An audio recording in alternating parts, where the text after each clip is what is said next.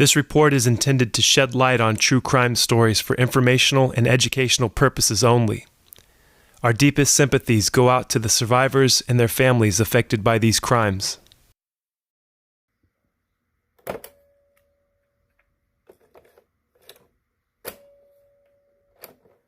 Welcome to National Crime Files. Today we bring you a shocking incident that occurred on June 26th in Bakersfield, California. A woman in Kern County found herself in a terrifying situation when she felt her safety was at risk. In a desperate bid to escape, she made a split-second decision to jump out of a moving vehicle. The man she was fleeing from is none other than Ronald Mark Feldmeyer, infamously known as the Pillowcase Rapist. According to local news source KGET, 71-year-old Feldmeyer was behind the wheel of the vehicle when the victim, overwhelmed with fear, pleaded with him to stop and let her go. Ignoring her pleas, Feldmeyer continued driving, leaving her with no choice but to take a drastic measure. She leaped out of the moving vehicle. Law enforcement swiftly intervened, and Feldmeyer was apprehended on suspicion of kidnapping. He was booked at 4:50 a.m. with a bail amount set at $100,000. Interestingly, this is not the first time Feldmeyer has faced legal trouble.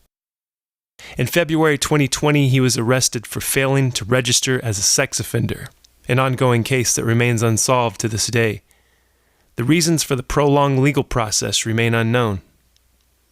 Now, let's delve into the disturbing history of the Pillowcase Rapist. In the 1980s, Feldmeyer worked as an apartment community manager in Sacramento.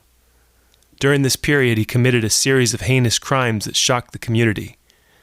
5 women fell victim to his depravity as he abused his position of authority to gain access to their apartments. Once inside, Feldmeyer would cover his victims' faces with a pillowcase, using it as a tool to carry out his despicable acts of sexual assault. However, the horrors didn't end there. While these crimes were taking place, Feldmeyer resided in Midtown Sacramento with his girlfriend and her 4-year-old daughter.